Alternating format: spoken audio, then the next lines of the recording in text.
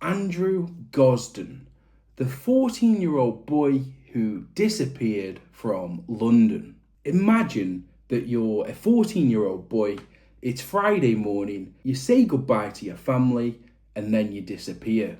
But here's the strange part. You don't simply vanish, you deliberately go home, you change your clothes, you take some money and a bank card, and then you travel 160 miles from Doncaster to London alone. At approximately 11:25 in the morning at King's Cross, CCTV captures your last known footage. And after that, nothing. No confirmed sighting, no phone call, no text message, no explanation. And almost 19 years later, nobody knows where Andrew Gosden went. But we've simply got to look at the details before he boarded the train and before he arrived at King's Cross in London. Andrew Gosden was born on the 10th of July 1993. He lived in Doncaster with his father Kevin, his mother Glenys and his older sister.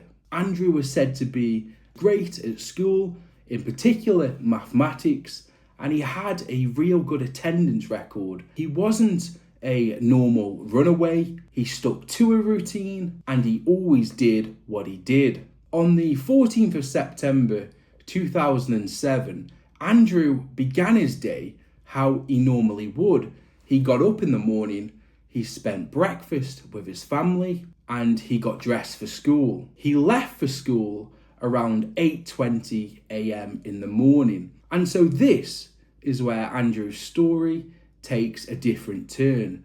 Instead of heading to his normal bus route and heading to school, he walks back home. He deliberately waits for his parents to leave the house, and once he arrives home, he takes off his school uniform, he folds them really nicely, he puts his shirt and trousers on his bed, he takes his blazer off, and he puts the blazer over the chair in the kitchen. He then gets changed into some casual wear. So he puts on a black t-shirt with the musical logo Slipknot on it. He puts on some Vans and some black jeans. At approximately 9:08 a.m, Andrew heads out of his house and he heads to a local ATM machine. Andrew, it was reported, had £214 in his bank at the time. Andrew withdrew £200 from his bank, leaving his bank almost empty. He then returned home, and it's said to be that he also took his £100 savings. Now this money was money that he'd saved from previous birthdays and money that he was eventually going to be putting into his bank. What he did next, he got his rucksack, he filled the rucksack with some of his favourite items. In the rucksack, he put some patches from his favourite band, and he put in there his portable PlayStation, so his PSP, as they were known at the time. Something important to remember at this stage is, although he packed his PSP, this ran off a chargeable wire, so it didn't run off batteries. However, Andrew didn't pack his charger. Now again, is this something to look into? If Andrew was planning to leave home for its entirety, or leave Doncaster, or even just leave for a longer period of time, you'd think that he'd take his charger to his PSP. But what we know and what was reported, he didn't do this. At 9:36 a.m, Andrew arrived at Doncaster station. Now again, this is an important part of the story. He went to purchase a ticket. The ticket was said to have cost £45.60 at the time. It's said to be that the ticket seller turned round to Andrew and said, instead of purchasing this one-way ticket, if you spend a little less than 90p more, you can get a return ticket. Andrew, he declined this offer. He continued with his one-way ticket, and shortly later, he boarded the train which was heading to London King's Cross. Andrew, well, he arrived at King's Cross Station around 11:20 a.m. CCTV footage around 11:25 a.m. shows Andrew walking out of King's Cross Station. And this is arguably the most important piece of footage in this whole investigation, because this is the last known sightings of Andrew Gosden. What we can see is that it's clearly Andrew. He's alive, he's got his bag, he's walking. He then walks out of camera range, and then nothing. There's no CCTV footage after this. There's no confirmed sightings. There's no bank transactions that show where he went next. And so what happened to Andrew? Where was he going? Because he didn't travel to London by accident. He chose to go there. But after King's Cross, where did he go? That part, nobody knows the answer. His parents that evening, they arrived home from work. They saw that Andrew's blazer was edged over the back of a kitchen chair, and so they assumed that Andrew was in his bedroom. 30 to 40 minutes went by.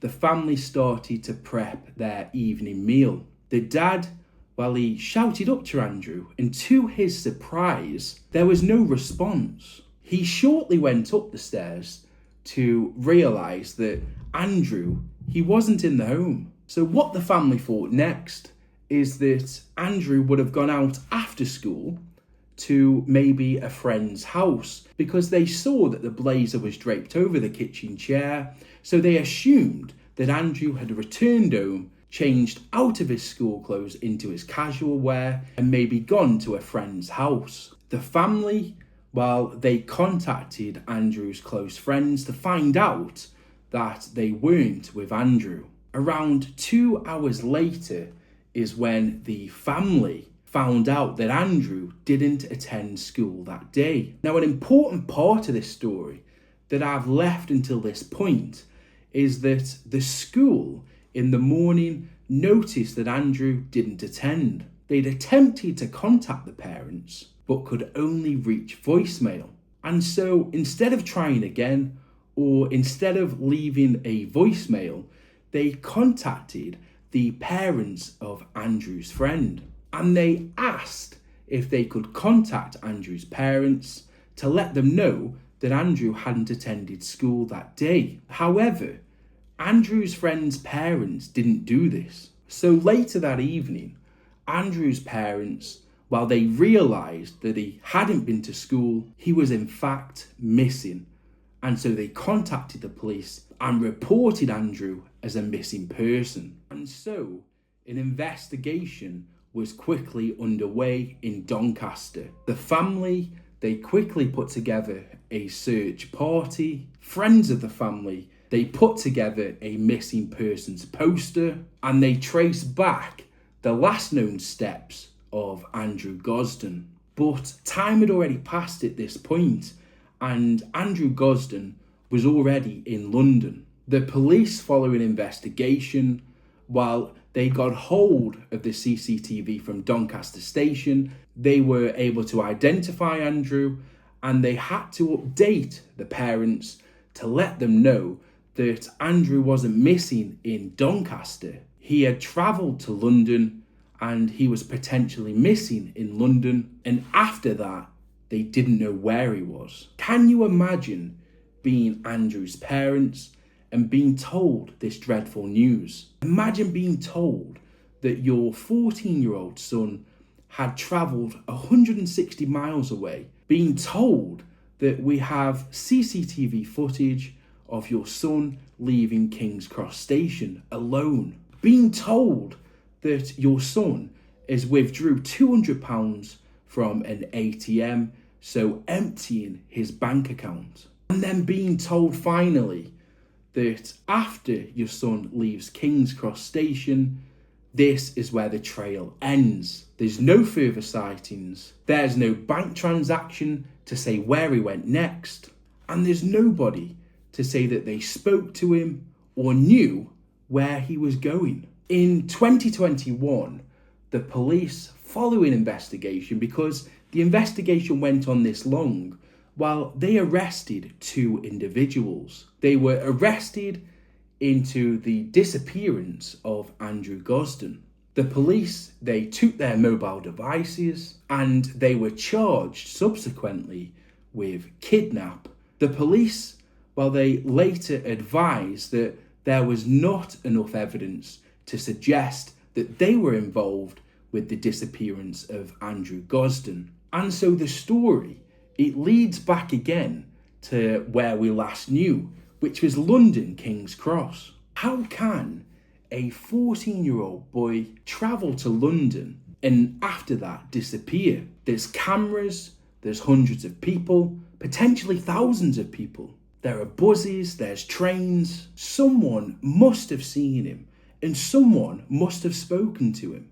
Thinking of Andrew today, while he wouldn't be that 14-year-old boy, he would in fact be 33 years old. The police, while they can no longer ask people to look for that 14-year-old boy that left King's Cross, they have to ask people to look out for what they think Andrew would look like as of today as a 33-year-old adult. There's so many questions, and of course, we don't know if Andrew's alive. We don't know if he's changed his identity. After 2 decades, it's impossible to rule out anything. So let's quickly go back to that Friday morning. He returns home, he changes his clothes, he goes to an ATM, he takes £200. He goes back home, he puts some of his favourite items into a bag, he heads to Doncaster station, he arrives at King's Cross station at 11:25. He walks away. What happens next? That's the question. Not which theory sounds the best, not which rumour has been repeated the most, but simply what happened to Andrew Gosden once he walked out of King's Cross station. Was somebody waiting for him? Did he have a destination in mind? Did he change his plans once he had arrived? We simply don't know. And after all these years, that uncertainty is what makes this case so haunting. He didn't disappear from an isolated road. He disappeared in London, in daylight, and with hundreds, again, if not thousands of people present. And yet, the last confirmed footage we have of Andrew Gosden is him leaving King's Cross station. Let me know in the comments section down below, what do you think happened to Andrew Gosden?